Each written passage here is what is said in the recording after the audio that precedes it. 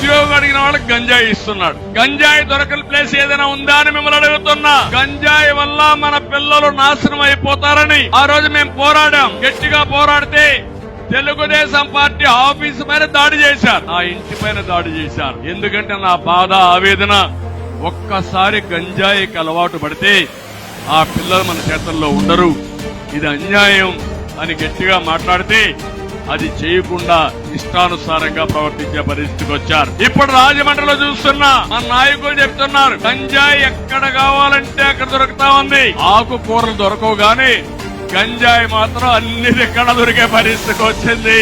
మనం గంజాయి వేసుకొని ఆకుకూర కింద వంట చేసుకోవాలి. ఇప్పుడు ఏంటి అన్యాయం? ఇంకో పక్కన మీరు చూస్తే వీళ్ళకి అదనంగా బ్లేడ్ బ్యాచ్ ఒకటి వచ్చింది. బ్లేడ్ బ్యాచ్ గంజాయి బ్యాచ్ రెండు కలిసి అరాజకాన్ని సృష్టించే పరిస్థితికి వచ్చారు.